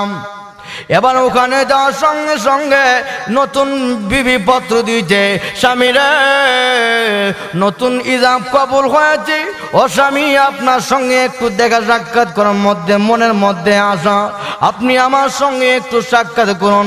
অপর পৃষ্ঠায় লিখে দিল, বিবি, আমি আর সময় দিতে পারবো না গো বিবি, জান্নাতে হুর গেলমাল আমার জন্য অপেক্ষা করতেছে, আমি আর আসতে পারবো না, আমাকে ক্ষমা করে দিও। অপর পৃষ্ঠা লিখে দিয়ে আবার চিঠি আসলো, 3 নাম্বার পর্যন্ত চিঠি এসেছে। অপর পৃষ্ঠায় আবার লিখে দিল, বিবি, তুমি আমাকে বিরক্ত করবে না, আল্লাহর নবী আমাকে পারমিশন দিয়েছে, ইজাজত দিয়েছে, আমাকে বিরক্ত করবে না। আল্লাহর নবী পত্র থেকে বলল, হুযায়ফা রে, কে তোমারে বারবার পত্রের মাধ্যমে বিরক্ত করতেছে? হযরত, গতকাল কিছুদিন আগে যে আপনি আমাকে পত্র দিয়েছিলেন, এখন নবীজি আমি হুযায়ফার ইজাব কবুল হয়েছিল গো নবীজি, যার কারণে আমি হুযায়ফা ইজাব কবুল করার সঙ্গে সঙ্গে আমি যুদ্ধের ময়দানে চলে আসলাম। ইয়া রাসূলুল্লাহ, ইয়া হাবিবাল্লাহ, ওগো নবীজি এই জন্য পত্র পাওয়ার সঙ্গে সঙ্গে আর বিলম্ব করে নাই, দেরি করে নাই। আল্লাহর নবী ডাক দিয়ে, হুযায়ফা রে, আমি নবী পারমিশন দিলাম, অনুমতি দিলাম, যাই এই মুহূর্তে তোমার বিবির সঙ্গে তুমি সাক্ষাৎ করে আসো। এবার যুদ্ধের ঘোড়া নিয়ে শ্বশুর বাড়ির সামনে ডেকে ডেকে বলল, বিবি রে কি বলার বল। এবার বাড়ি কিনা দাঁড়িয়ে দাঁড়িয়ে বলল, স্বামী আমরা জানি মুজাহিদরা যুদ্ধে যাওয়ার আগ মুহূর্তে দোয়া করলে দোয়া কবুল হয়, আমি শুধু দোয়া করব, আপনি শুধু আমিন বলবেন। উনি বলল প্রয়োজন হলে আমি আমিন বলবো।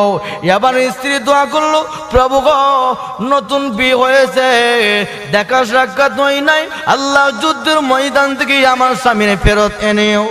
এই দোয়া করার সঙ্গে সঙ্গে হাত ছেড়ে দিয়া এই অবস্থা কান্না, বিবি রে দিনের পথে বাধা দিস না, আমার বিরক্ত বোধ করিস না, আর বিলম্ব করিস না, আমাকে যেতে দে। এই বিবি কিয়ামতের মাঠে তোমার সঙ্গে আমার সাক্ষাৎ হবে।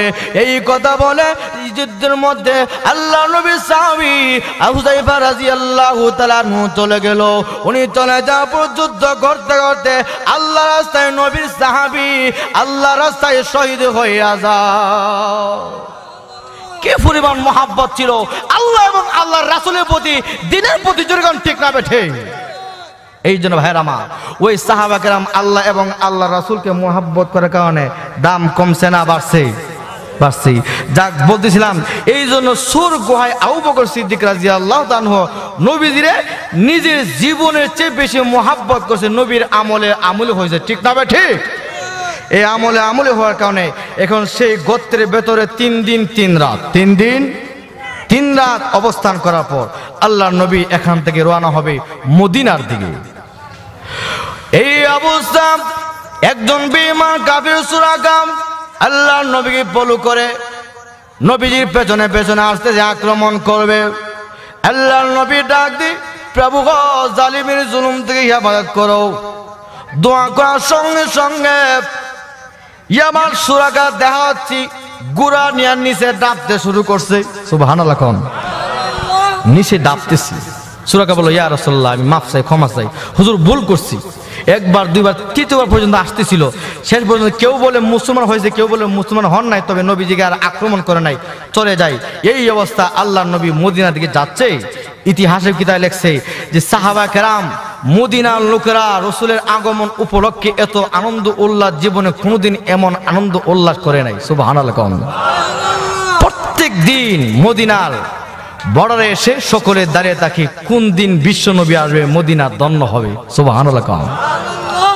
আল্লাহর নবী মদিনা অবস্থান করার সঙ্গে সঙ্গে মদিনার ঘর থেকে আওয়াজ আসলো, হালুম্মা ইয়া রাসূলুল্লাহ, হালুম্মা ইয়া রাসূলুল্লাহ, ওগো নবীজি আমার ঘরে আসেন, আমার ঘরে আসেন। আল্লাহর নবী ডাক দেয়, এ মদিনার লোকেরা আমি নবী কার ঘরে যাব? এক ঘরে গেলে অন্য ঘর মলিন হবে, এই জন্য তোমরা এক কাজ করো, আল্লাহ হুকুমে আমি যাব, তোমরা মন ঘাবড়াবে না।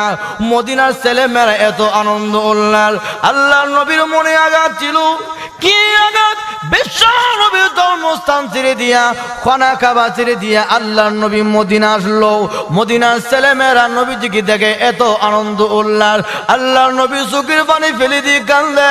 মদিনার ছেলেরা রে মদিনার মেয়েরা, তোরা আমার জন্য আজকে পাগল। আমি নবী যখন মক্কার ঘরে ঘরে কালেমার দাওয়াত দিতাম, আমি নবীর পাথর দ্বারা ঢিল মারতো, আমি নবীর আঘাত করতো। এ মদিনার ছেলেরা, না মক্কা বেঈমান কাফেরদের মতো আমি নবীর সঙ্গে গাদ্দারি করে প্রতারণা করবে। সকলেই ডাক দিয়ে ইয়া রাসূলুল্লাহ, না গো নবীজি, আমরা মক্কার ছেলে নয়, মদিনার ছেলে। আমরা ওয়াদা দিলাম গো, জীবনে কোনোদিন আপনি নবীর সঙ্গে আমরা কোনোদিন বেয়াদবি করব না। এই কথা বলার সঙ্গে সঙ্গে নবী দোয়া দিল, প্রভু মদিনার প্রতি আমি খুশি হয়ে গেলাম, প্রভু গো আল্লাহ তুমি খুশি হয়ে যাও। নবীজি এমন দোয়া দিল, আমার মহান আল্লাহ এই মদিনাকে আমার আল্লাহ সোনার মদিনা হিসাবে কবুল করে নিয়েছে। এই মদিনার দাম কম না বেশি? আর আজরা খান বেশি। তাহলে নবীজির মোহাব্বত কইরা না চাইরা? আর একজন কইরা না চাইরা? কইরা। তাহলে ভাইরা আমার, মদিনার লোকেরা প্রমাণ করে দিল, ইয়া রাসূলুল্লাহ আমরা গাদ্দার নই, আমরা প্রতারক নই, আমরা হইলাম মদিনার লোক। ইয়া রাসূলুল্লাহ মুসা আলাইহিস সালাম উম্মতরা বলেছিল, হে মুসা তুমি তোমার আল্লাহ নিয়ে গিয়ে জিহাদ করো। ইয়া রাসূলুল্লাহ প্রমাণ করব, প্রয়োজন হলে দ্বীনের জন্য, কুরআনের জন্য, ইসলামের জন্য, নবীর জন্য, আল্লাহর জন্য জান দিব, মাল দিব, কিন্তু বিশ্ব নবীকে আমরা বলবো না। আমি জিজ্ঞাসা করতে চাই, হে মুসলমান, এখন ওই বিশ্ব নবী কেউ গালি দিলে ইসলামের পক্ষে, কুরআনের পক্ষে থাকতে, প্রয়োজন হলে রক্ত দিতে কে কে রাজি হাত তুলে আল্লাহকে দেখান। আল্লাহ পাক আমাদের সকলকে সেই তৌফিক দিন, আমিন। তাহলে ভাইরা আমার, মুসলমানের শরীরের মধ্যে রক্ত থাকা পর্যন্ত মুসলমান ইসলাম এবং কোরআন ছাড়বে না, ঠিক না বে ঠিক? তাহলে ভাইরা আমার, এই জন্য আজকে বেঈমান কাফেররা যতই খেলামেলা করো, কিন্তু মুসলমান ঈমান আমলে দিয়ে দুর্বল নয়, ঠিক না বে ঠিক? তারা মাঝে মাঝে ভাবে বিশ্ব নবীর গালি দিয়ে দেখি মুসলমানরা কি অবস্থা, সারা বিশ্বের মুসলমান উত্তাল, ঠিক না বে ঠিক?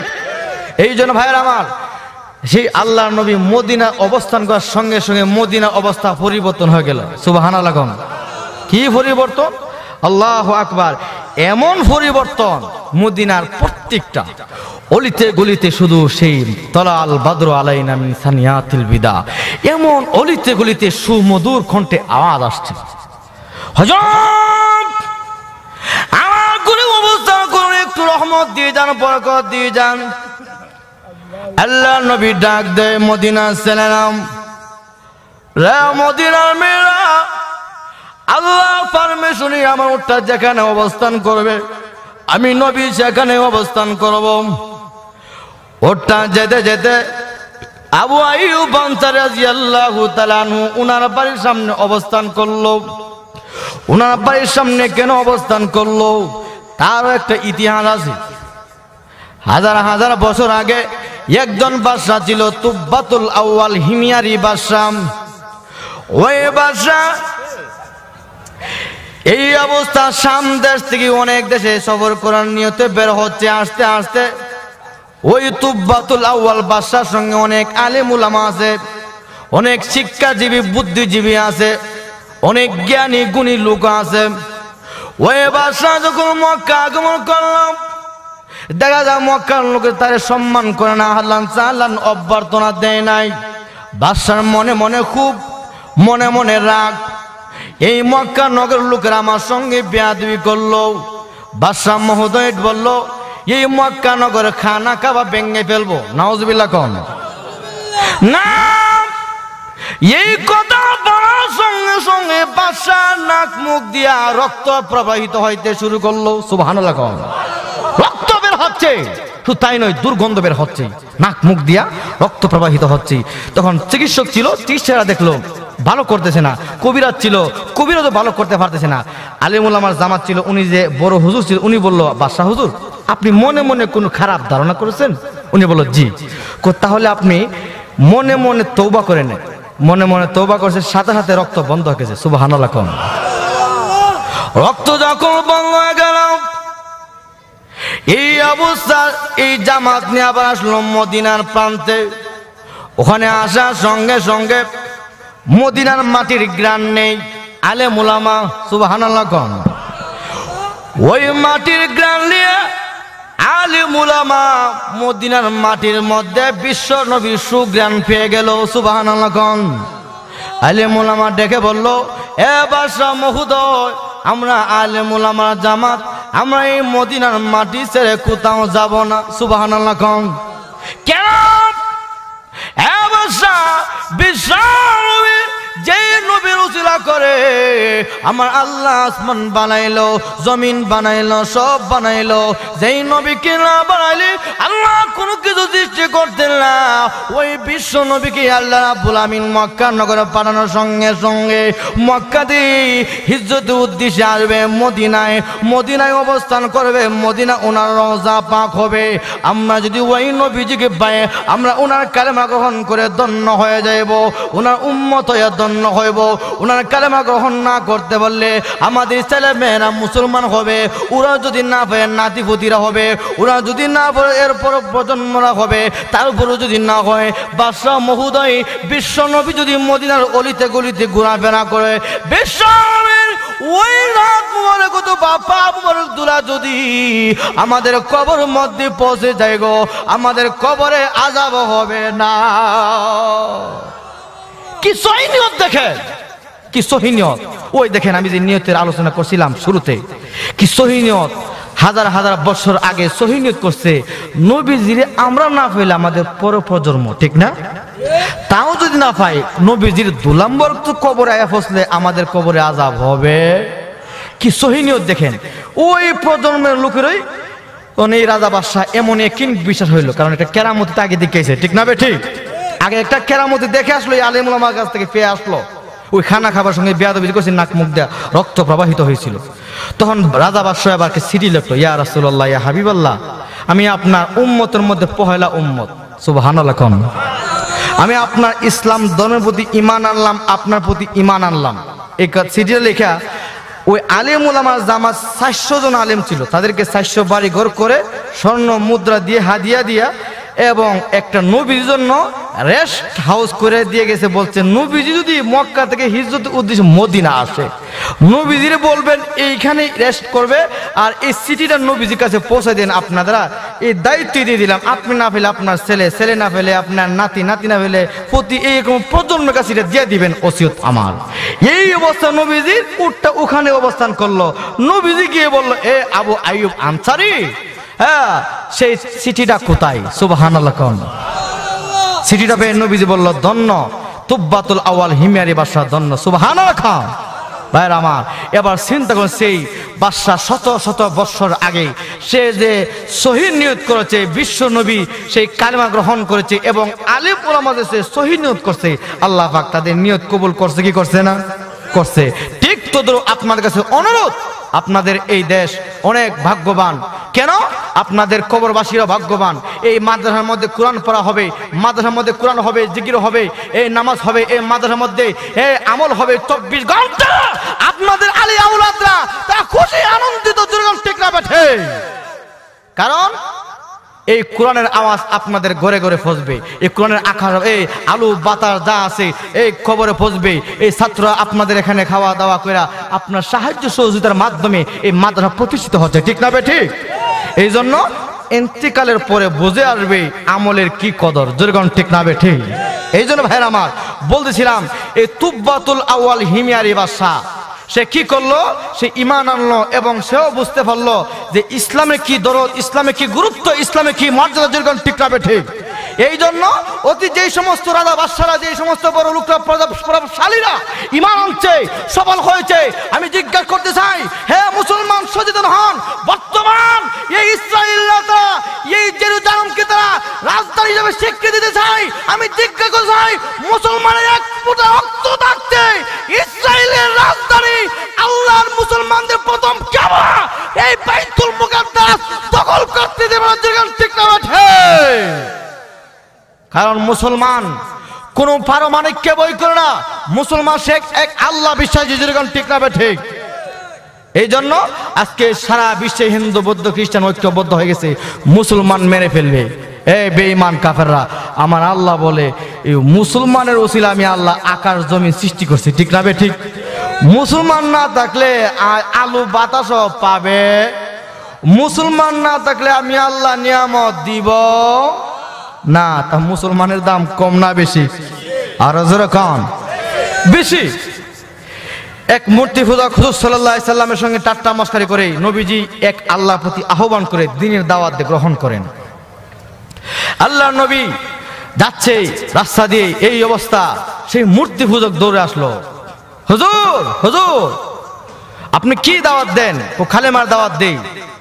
আচ্ছা দেখা যাক আপনার কালেমা কতটুকু আগাইতে পারে। এই কথা বিভিন্নভাবে বিভিন্ন মস্কারি করি, কিন্তু মস্কারি করতে হবে, কিন্তু আমি বলতে চাই বিশ্বনবী সেই দিনের কালেমার দাওয়াত দিচ্ছে এবং উজ্জ্বল হচ্ছে, উজ্জ্বল হবে। এই মুসলমানের আলোকে তোমরা কিয়ামত পর্যন্ত তোমরা নিভাতে পারবে না। যেরকম ঠিক না বেঠে ওই মূর্তি পূজক যাবে সফরের উদ্দেশ্যে বিদেশে। স্ত্রী বলছে, স্ত্রী আমি অনেক লম্বা সফরে যাব, সঙ্গে কিছু ফুটলা হটলার মধ্যে কিছু খেজুর দিয়ে দাও, একটা বোতলের মধ্যে বা কলসির মধ্যে পানি দিয়ে দাও। তো দিয়ে দিল। এখন বললো সঙ্গে এক কাজ করো, মুসলমানরা ঘর থেকে বের হইলে তাদের নবীর তরিকায় দোয়া কালাম ফেরা বের হয়, ঠিক না? তো আমার সঙ্গে একটা মূর্তি দিয়ে দাও, বিপদ আপদে পড়লে খুদারে ডাকুম নাই, কেমন বর্বরা, খুদারে বলে ডাকবো। আচ্ছা যাক, স্ত্রী যাই বলে তাই করে। এখন একটা ঘরের মধ্যে কোনা কানা গিয়া দেখে একটা মূর্তি যা আছে এটা টেং নাই, একটা হাত নাই, পাও নাই, কেল্লা নাই। তখন বলো ভালো মূর্তি নাই, খুব বাজারে যাও, দোকান থেকে ভালো একটা নতুন মূর্তি নিয়ে আসবে। গেছে দোকানপাট সব বন্ধ, ফাইলাম না তো। কয়েক কাজ করো তাহলে, আমাদের ঘরের মধ্যে আটা আর ময়দা আছে, আটা ময়দা খামির কইরা মাজ্জা মজ্জা একটা মূর্তি বানাইলাম। কেমন বড় বড় আটা ময়দা বলে খুদা বানাইলি তো। স্ত্রী যাই বলে তাই করে, স্ত্রীও আটা ময়দা খামির কইরা মূর্তি বানাই দিছে। চলছে যেতে যেতে বহু দূরে গেছে, কলসি দিয়ে পানি খা, চিরা মুড়ি খা, খিচুড়ি খা, খেতে খেতে সব খাদ্য শেষ হয়ে গেল, কিন্তু কোনো কিছু নাই। এখন তো এমন এক জাত গেছে, প্রচন্ড গরমে পেটে ক্ষুধায় ছটফট করতেছি।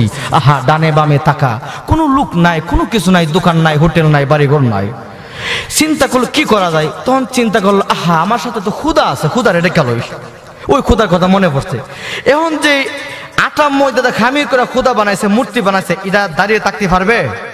এটা দাঁড়ানোর সিস্টেম করেছে, ক্ষুধার পেছনে এক কলা বাঁশ ঢুকাইছে, ঢুকাইয়া এটা দাঁড় করে, ক্ষুধা ক্ষুধা রে বড় বিপদে পড়ছি, মুসিবতে পড়ছি, আমাকে খাবার দে, খাবার দে। দিতে পারবে? হে খাবার চাইতে চাইতে চাইতে বিরক্ত হয়ে গেছে। ক্ষুধার ঘরে ক্ষুধা, এটা ক্ষুধা না, এটা হুদা। এতক্ষণ আমি ডাকলাম, আমার কথা সারা দেয় নাই। সে বিরক্ত বোধ হয়ে গেল। সে বিরক্ত হয়ে চিন্তা করল, আরে আমি তো ক্ষুধারে আটা আর ময়দা বানাইলাম না, ক্ষুধারে খাইলাম। ও হে সিদ্ধান্ত নিল জান বাজান ফরস, আজকা ক্ষুধারে খাইলাম। হে তখন সিদ্ধান্ত নিল ক্ষুধা রেখাই লেব। হে কেল্লাটা খাম না, হাত রাখাম, হাত খেলে আবার সরতাপা মারে। এই সিদ্ধান্ত নিয়েছে। কল্লাটা খাইছে, ক্ষুধা বাধা দিল না, হাত খাইলো, ক্ষুধা বাধা দিল না, গলা মলা পেট ফুট ফুটকি সুটকি সব খেলিছে। তার মনে প্রশ্ন জাগলো, না এতদিন পর্যন্ত ওই মূর্তির পূজা করলাম, মূর্তির উপাসনা করলাম, আমাকে উপকার করতে পারে নাই, আমাকে সাহায্য করতে পারে নাই। বুঝতে পেরেছি এটা খোদা হতে পারে না। মুহাম্মদ যে আল্লাহর প্রতি দাওয়াত দেয়, সেই আল্লাহ হলো সত্য আল্লাহ, সেই মাবুদ হলো সত্য মাবুদ। এই অবস্থা বিশ্বনবীর কাছে তোর গেল নবীজি, আমি অন্যায় করেছি, আমি বেয়াদবি করেছি নবীজি, আর বিলম্ব করব না, আমি আপনার সঙ্গে বেয়াদবি করব না। ইয়া রাসূলুল্লাহ, এই মুহূর্তে আমাকে কালেমা পড়াইয়া মুসলমান বানায় আনে। ওই বেদিনে বুঝতে পারলো যে ইসলাম ছাড়া আর কোনো রক্ষা নাই, ঠিক না বে ঠিক? নবীজির আদর্শ গ্রহণ করে সেও বুঝতে পারলো, বিবেক দিয়ে বুঝতে পারলো যে মানুষ সৃষ্টি করা, মানুষের বানানো জিনিস খোদা হতে পারে না। এই জন্য ভাইয়ের আমার, হুজুর সাল্লাল্লাহু আলাইহি সাল্লাম সাহাবা কেরামকে এই দিন শিক্ষা দিয়েছে, সাহাবা কেরামকে এরকম ভাবে মাসলা মাসাল শিক্ষা দিয়েছে, দিন শিক্ষা দিয়েছে। সাহাবা কেরাম সেই আদর্শ মানছে, দিন মানছে, মেনে তারা কামিয়াব হয়েছে, সফলতা হয়েছে। আল্লাহ নবী এমন মুজিজার অধিকার ছিল। আল্লাহু আকবার। হুজুর সাল্লাল্লাহু আলাইহি সাল্লামের কাছে যখন সাহাবা আসলো, এক সাহাবী আসলো, ইয়া রাসূলুল্লাহ, ইয়া হাবিবাল্লাহ, আল্লাহর নবী গো, আমার জন্য দোয়া করুন। যুদ্ধের ময়দানে গিয়াম আমার একটা চক্র এরকম ভাবে নবীজি অচল হয়ে গেছে। ইয়া রাসূলুল্লাহ, ইয়া হাবিবাল্লাহ, নবীজি আহত হয়ে গেছি, জখমটাও ভীষণ ব্যথা করতেছি, আপনি আমার জন্য একটু দোয়া করুন। আল্লাহর নবী ডাক দি, সাহাবীরা তুমি কি জান্নাত চাও না চক্ষু চাও? সাহাবী ডাক দিয়া রাসূলুল্লাহ ইয়া হাবিবাল্লাহ আমি দুনিয়াও চাই জান্নাতও চাই সুবহানাল্লাহ কোন চক্ষুও চাই জান্নাতও চাই নবীজি মুস্কি হাসি মারছে সুবহানাল্লাহ কোন সুন্দর উত্তর দিয়েছে নবী সুন্দর উত্তর শুনে আমার নবীজি মুস্কি হাসি দিয়া এবার দোয়া করছে আল্লাহ আমার সেই সাহাবীর চক্ষুটা আল্লাহ তীর ঢুকে এটা এমন জখমাক্ত হয়েছে হে প্রভু খুব কষ্টে জীবন যাপন করে আল্লাহ তুমি সুস্থ করে দোয়া করার সঙ্গে সঙ্গে নবীজি হাত দিয়া চক্ষুটা যখন ফিট করে দিল ওই সাহাবী বলল আগের চেয়ে আমার এই চক্ষুটা আরো ডাবল পাওয়ার হয়েছে যেরকম সুবহানাল্লাহ নবীজি দোয়া করলো আল্লাহ দোয়া ডাইরেক্ট কবুল করতো ঠিক না বে ঠিক কি দোয়া আল্লাহু আকবার এই জন্য আল্লাহর নবী সাহাবী আবু হুরায়রা আমার কাছে তো আসলাম হুজুর মা আমাকে মারে মা আমাকে আঘাত করে আমি কেন মুসলমান হইলাম আল্লাহর নবী ডাক দিয়ে সাহাবী রে ইসলামে অধিকার দিয়ে মার সঙ্গে কিন্তু খারাপ ব্যবহার করা যাবে না এটা মার অধিকার মার সম্মান মা ইহুদি খ্রিস্টান হইল মার সঙ্গে খারাপ ব্যবহার করা যাবে না ওগো নবীজি আমার মার জন্য একটু দোয়া করুন আল্লাহর নবী দোয়া করে আল্লাহুম্মা দি উম্মা আবি হুরায়রা আল্লাহুম্মা দি উম্মা আবি হুরায়রা আল্লাহ আবু হুরায়রার মাকে হেদায়েত দান করুন দোয়া করার সঙ্গে সঙ্গে এবার সাহাবী বাড়িতে যায় গিয়ে দেখে মা দুখুনি ডাক দে আবু হুরায়রা রে তোর নবীর কাছে নিয়ে যা আমি এতদিন কেন কালেমা পড়লাম না তোর নবীর গালি দিতাম রে আবু হুরায়রা বিশ্ব নবীর যে কালেমা দাওয়াত দে আমি মা দুখুনি তোর নবীর কালেমা গ্রহণ করে নিলাম ওই মা দুখুনিও কি করলো কালেমা গ্রহণ করে নিল উনিও বুঝতে পারলো নবীজির আদর্শ যে শান্তি নবীজির আদর্শের মধ্যে ইহকাল এবং পরকালে শান্তি আছে যেরকম ঠিক না বেঠে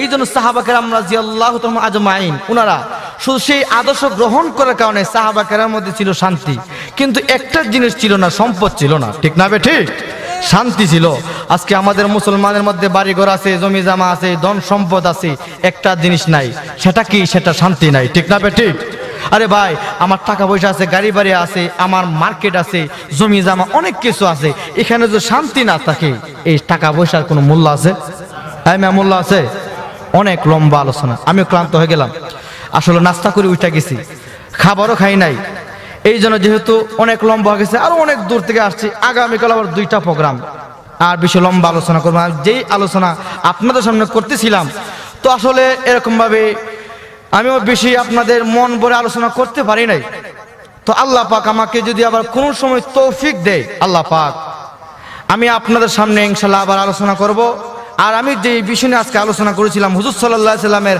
আদর্শ গ্রহণ করলে ইহকালে শান্তি পরকালে শান্তি যেরকম ঠিক না ঠিক এই জন্য আল্লাহ রাসূল বলছে মান আহাব্বা সুন্নতি ফাকাদ আহাব্বানি ওয়া মান আহাব্বানি কানা মাই ফিল জান্নাহ মান আহাব্বা সুন্নতি ফাকাদ আহাব্বানি যে আমার সুন্নতকে মহব্বত করলো সেজন্য আমি নবীজিরে মহব্বত করলো সুবহানাল্লাহ আর যে আমি নবীজিরে মহব্বত করলো সে কিয়ামতের ময়দানে আমি বিশ্ব নবীর সঙ্গে তার হাসর নজর হবে জান্নাত হবে যেরকম সুবহানাল্লাহ বিশ্ব নবীর সঙ্গে আপনা আমার জান্নাত তো এটা চাই কি চাই না আল্লাহর পরে নবীজি সম্মান দুনিয়াতে যেরকম হবে এমপি মন্ত্রী প্রধানমন্ত্রী একটা শান মর্যাদা আছে ঠিক তদ্রুপ পরকালে আমার আল্লাহ বিশ্ব নবী তো সকল নবীদের নবী ঠিক না বে ঠিক আল্লাহ পরে যার মর্যাদা ওই নবীদের স্পেশাল মাকামে মাহমুদ জান্নাত দান করবে আমার আল্লাহ আমার নবীর জন্য একটা বিশেষ একটা স্থান দিবে আর কোন নবীকে দেওয়া হবে না এই জন্য ভাইরা আমার ওই নবীর আমলে যদি হয় রাসূল বলে ও আমার উম্মতরা কিয়ামতের ময়দানে আমি নবীজি নিজ হাতে এই হাউজে কাউসার থেকে আমি নবীজি কাউসারের পানি পান করব যখন সুবহানাল্লাহ আল্লাহ পাক আমাদের সকলকে সেই নবীজির আদর্শে হতে হয়ে যেন আমরা চলতে পারি নবীর আমলে হয়ে যেন আমরা মরতে পারি আল্লাহ পাক আমাদের সকলকে সেই তৌফিক দান করুন আমিন এই জন্য আপনাদের আবেদন আপনাদের এই যে মাদ্রাসা আছে আপনারা মনে প্রাণে দোয়া করবেন প্রাণ ভরে দোয়া করবেন তো ইনশাআল্লাহ সবাই দোয়া করবেন এই মাদ্রাসা ইনশাআল্লাহ দেখবেন আস্তে আস্তে বিল্ডিং হবে এখন টিনেগর দেখতেছেন ভবিষ্যতে হয় দেখবেন তো ইনশাআল্লাহ এই 10 তলা 5 তলা হয়েছে এখানে মধ্যে হাজার হাজার ছাত্র ঠিক না বে ঠিক দেখেন খোদার কসম করে বলি আপনি আমার মধ্যে ভুল থাকতে পারে, আল্লাহর এই কোরআনে কোনো ভুল আছে? এমনি আছে? এই কোরআনের সওয়াবগুলো আপনি আমার আলী আওলাদের রূহের মাগফিরাতে পৌঁছে কিনা চাই কি চাই না? আল্লাহ পাক আমাদের সকলকে এই মাদ্রাসার হেফাজত করার জন্য আমাদের সকলকে সেই তৌফিক দান করুন, আমিন। ওয়া আখির দাওয়ানা আলহামদুলিল্লাহি রাব্বিল আলামিন। সুবহানা রাব্বিকা রাব্বিল ইজ্জাতি আম্মা ইয়াসিফুন ওয়া সালামুন আলাল মুরসালিন ওয়ালহামদুলিল্লাহি রাব্বিল আলামিন। সাল্লাল্লাহু আলা সাইয়্যিদিনা ওয়া মাওলানা মুহাম্মদ ওয়া আলা আলিহি ওয়া আসহাবিহি ওয়া সাল্লাম। সাল্লাল্লাহু আলা সাইয়্যিদিনা ওয়া মাওলানা মুহাম্মদ وعلى آله وأصحابه وسلم. أستغفر الله الذي لا إله إلا هو الحي القيوم وأتوب إليه. لا حول ولا قوة إلا بالله العلي العظيم. أستغفر الله إن الله غفور رحيم. الحمد لله الحمد لله الذي هدانا لهذا وما كنا لنهتدي لولا أن هدانا الله. ربنا ظلمنا أنفسنا وإن لم تغفر لنا وترحمنا لنكونن من الخاسرين. ربنا ظلمنا أنفسنا وإن لم تغفر لنا وترحمنا لنكونن من الخاسرين. ربنا آتنا في الدنيا حسنة وفي الآخرة حسنة وقنا عذاب النار. رب ارحمهما كما ربياني صغيرا. اللهم اغفر لي وارحمني وارزقني واهدني وعافني يا حي يا قيوم يا ذا الجلال والإكرام. আল্লাহ আমরা কতলা গুনাহগার, আল্লাহ সন্ধ্যা থেকে নিয়ে পর্যন্ত মাবুদ আপনার মায়ের বান্দারা বসে আছে। মাবুদ জানি না কার জীবনের শেষ মোনাজাত। আল্লাহ কত মানুষ ঘর থেকে বের হই আর ঘরে ফিরে আসতে পারে না। আল্লাহ আমাদেরকে রাস্তাঘাটে ফালাইয়া গুনাহগার বিবল বাড়াইয়া আপদে বিপদে বালাইয়া আমাদেরকে মাইরিল। এখানে অনেক কালিম উলামা আছে, মাসুম বাচ্চারা আছে, ছাত্র আছে, হাজী সাহেবরা আছে, যুবক ভাই আছে, বাড়ি করে মা বোনের আছে। আল্লাহ যার হাত কানা পছন্দ হয় ওদের হাতের ওসিলা করে আমাদের সকলকে মাফ করিয়া দে। মাবুদ আপনি যদি আমাদেরকে মাফ করে দেন পৃথিবীর কেউ কোনো বলার অধিকার নাই। ইয়া আল্লাহ, ইয়া রহমান, ইয়া গফফার, ইয়া হান্নান, ইয়া মান্নান, আপনার মায়ের বান্দার উপর আশা নিয়ে বসে রয়েছে। আল্লাহ আল্লাহ আমার ভাইদেরকে আপনি খালি হাতে ফেরত দিয়েন না। আল্লাহ আমার ভাইদেরকে খালি হাতে ফেরত দিয়েন না। ও মাবুদ আমাদের সগীরা কোরআনের কবিরা সগীরা শিরিক বেদাত জানা অজানা আল্লাহ সমস্ত গুনাহ খাতা মাফ করে দেন। ইয়া আল্লাহ আমরা তওবা করতেছি, ইয়া আল্লাহ আমরা মাফ চাইতেছি। মৃত্যুর আসার আগে আগে আমাদের সকলের তওবা কবুল করে নেন। আল্লাহ আমরা তওবা করতেছি, আল্লাহ আমাদের সকলের প্রতি রহমতের নজরে তাকান। আল্লাহ আমাদের আমলে দিন তাকালে জাহান্নাম ছাড়া উপায় নেই। আদর করিয়া মানুষ আল্লাহ বানাইয়া কেমনে দিবা জাহান্নামে ফেলিয়া, কেমনে দিবা জাহান্নামে ফেলিয়া। সকলের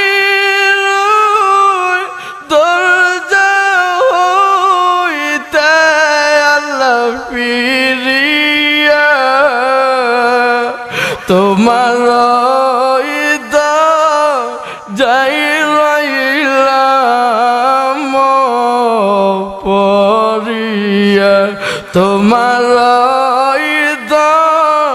যাই রইলাম মরি তুমি যদি মাফ না করো আল্লাহ বন্ধুরে তুমি যদি মাফ না করো আল্লাহ বান্দারা বলা তোমার বান্দা যাবে কার কাছে বলা যাবে